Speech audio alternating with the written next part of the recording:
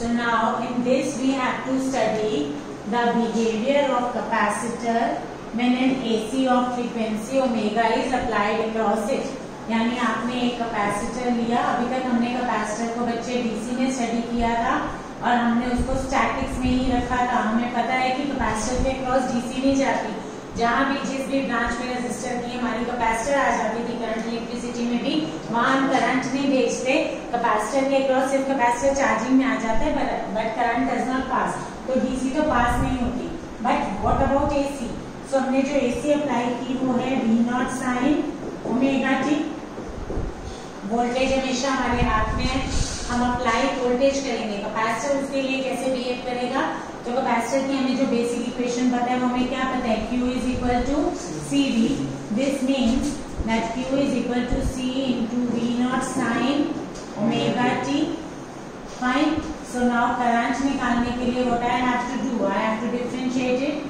So dq by dt कितना हो जाएगा, is equal to dq by dt which is equal to d by dt of c v naught sin omega t, out of which c v naught हमारा constant है, so I get I is equal to c v naught into d by dt of sin omega t। d by dt of sin omega t का derivative, sin omega t का derivative बोलिए बच्चे।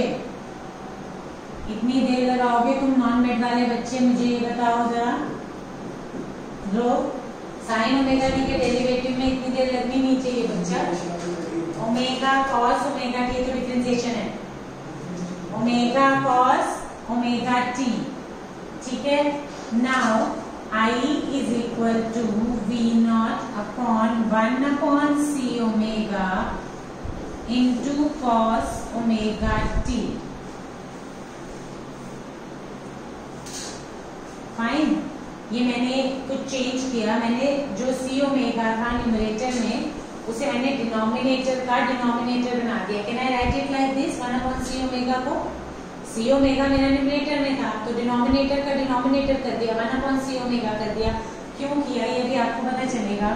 सो I can write V not upon, I introduce a term X C into cos omega T. So I have now I is equal to V naught upon XC into cos omega t, and cos omega t को I will write sin of omega t plus pi by 2. Can I write it like this or not? cos omega T को sin of omega T plus pi by 2।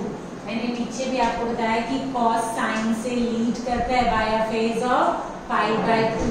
Otherwise also अगर आप quadrant में जाएंगे तो second quadrant हमारा 90 plus theta होता है और उसमें मेरा साइन जो होता है वो पॉजिटिव होता है। अगर आप इसको खोलोगे sine of 90 plus theta will be cos theta only, and otherwise also sine cos जो होता है वो हमेशा कॉस से हमारा लैग करता है, या कॉस जो है वो साइन को लीड करता है। ये कॉस है और ये मेरा साइन है, तो कॉस को मैं लिख सकती हूँ sine of omega T plus pi by 2। ये मैंने डेरिवेट भी किया है बिकॉज मैं इसको इस वोल्टेज के साथ कंपेयर करना चाहती हूँ। आई वॉन्ट कि अगर वोल्टेज का फेज ओमेगा टी था तो करंट का फेज मतलब ये भी साइन ओमेगा टी था, तो ये भी मैं साइन ऑफ समथिंग लाना चाहती हूँ, so that this something will tell me whether it is leading और whether it is lagging. And then I is equal to V not upon X C को मैंने पुट किया I not sine of omega T plus pi by 2, and now I define X C where I naught को मैंने substitute किया है बच्चे V not upon XC, जैसे हमारा V नॉट अपॉन R होता है। अगर आप रेजिस्टर देखेंगे तो वहां पे मेरा I नॉट क्या था, V not upon R, V is equal to I R होता है। यहाँ से मुझे मिला V not is equal to I not XC। अगर मैं इसको V is equal to I R से कंपेयर करूं तो इसका मतलब XC का रोल कैपेसिटर में वही है जो R का रोल रेजिस्टेंस में है।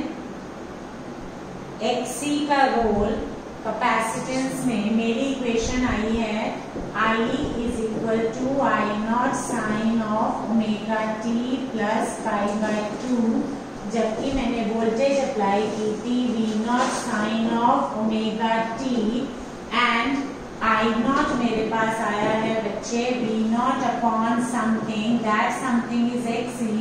This means V naught is equal to I naught XC if I compare it with the resistor one. So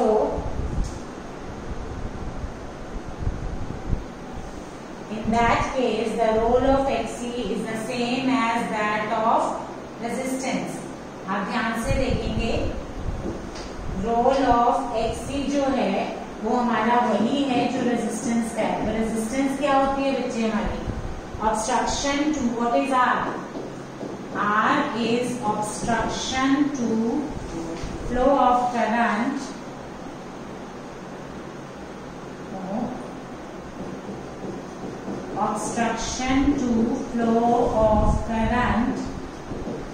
offered by resistor. जो एक रेजिस्टर हमें करंट को ऑपोजिशन ऑफर करता है, that is the resistance. It means XC is playing the same role, obstruction to flow of AC current by the capacitor. And what do we call it? इसको तो हम resistance बोलते हैं, तो XC को हम बोलते हैं reactance, capacitive reactance. Capacitive reactance, capacitor का रिएक्शन है ये. This is the reaction of capacitor to the flow of AC. तो याद रखना भी वही है, रिएक्टेंस इज रिएक्शन. और रिएक्शन क्या है? It is the capacitive reactance. Capacitive reactance का मतलब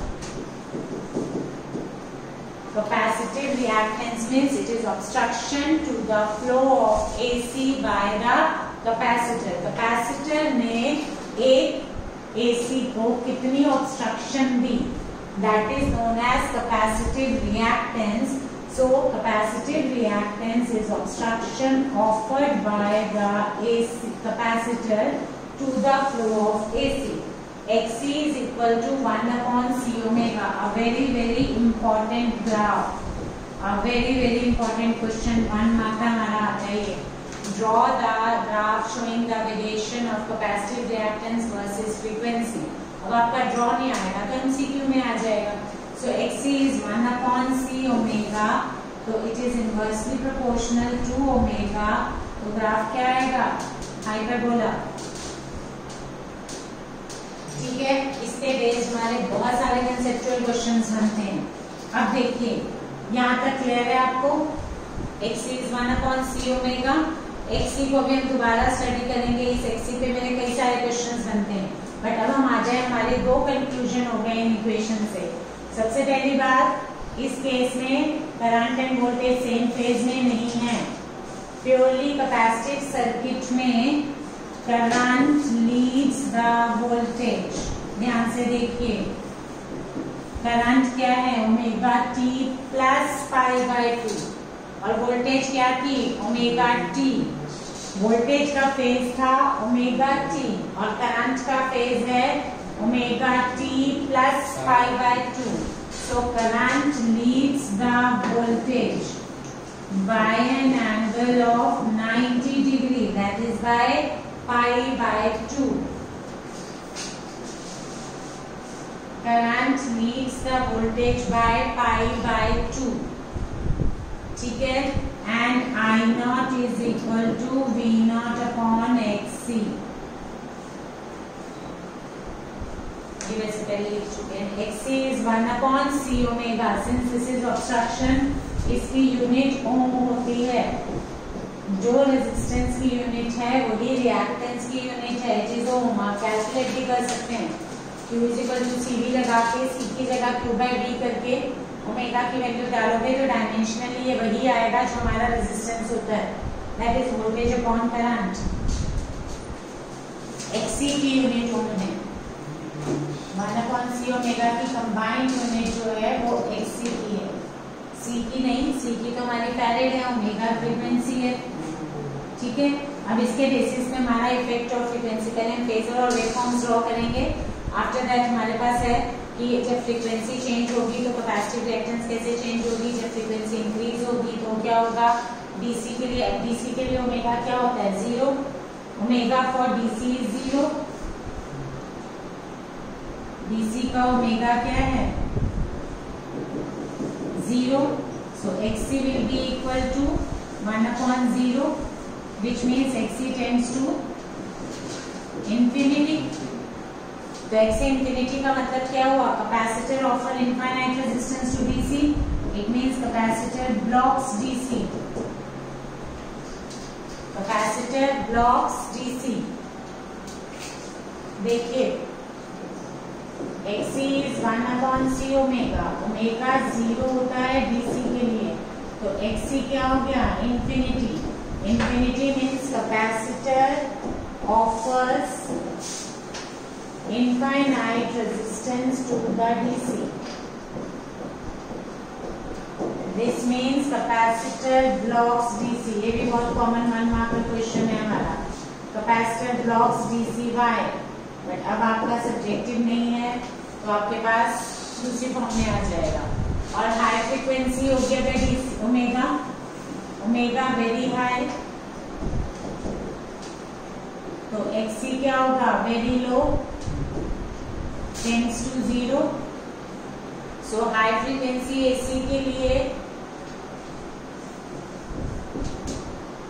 फॉर हाई फ्रीक्वेंसी एसी के लिए capacitor behaves like conductor,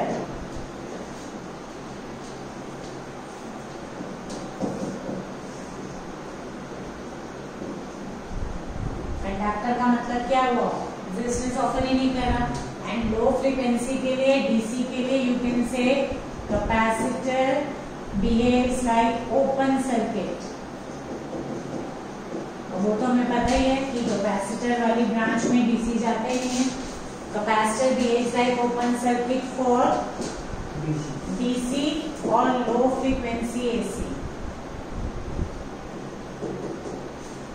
DC या लो फ्रीक्वेंसी एसी के लिए capacitor behaves like the open circuit. So is this statement correct और नॉट, इट इज करेक्ट, आपको किसी भी फॉर्म में आ सकता है। जब हमारे पास ये कैपेसिटर करंट को फ्लो करने नहीं अलाउ करता डीसी के लिए, डीसी या लो फ्रीक्वेंसी एसी का बिहेवियर सेम रहेगा, मतलब या तो ओमेगा 0 है या बहुत कम है। अगर ओमेगा बहुत कम होगा तो भी xc क्या होगा, बहुत हाई होगा। तो लो फ्रीक्वेंसी एसी के लिए या डीसी के लिए कैपेसिटर अलाउ ही नहीं करता उन्हें पास करना, तो it behaves like the open circuit. Open circuit मतलब as if the key is close, मतलब की क्लोज ही नहीं, as if the key is open, as if कुछ लगा हुआ ही नहीं। जब आपने बैटरी लगा दी और करंट फ्लो नहीं कर रहा तो ओपन सर्किट ही हो गया। क्लोज सर्किट मतलब in the current is flowing.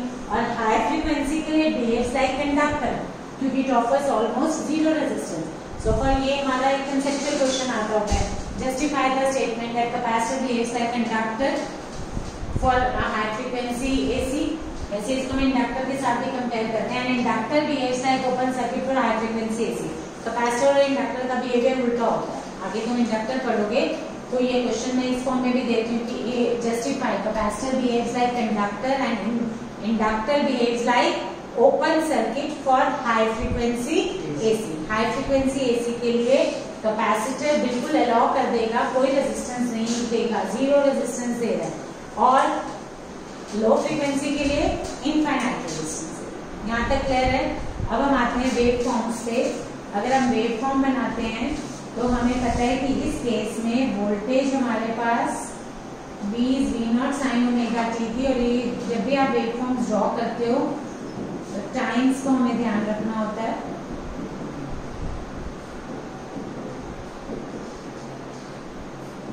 ठीक है, एंड ब्लैक ज्यादा क्लियर है, रेड ज्यादा क्लियर है? रेड। अब जो हमारे पास ये है करंट है, करंट इज लीडिंग। लीडिंग मतलब जब वोल्टेज 0 थी तो करंट मैक्सिमम,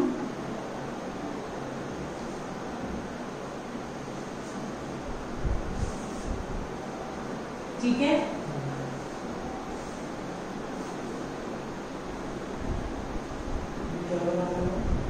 वेवफॉर्म बना रहे हैं बच्चे करंट की।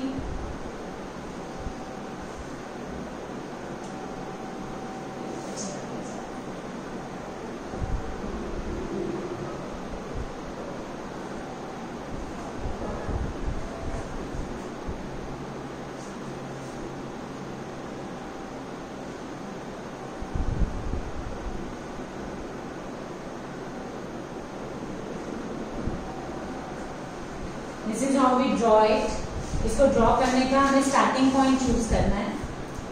जब वोल्टेज मिनिमम थी बच्चे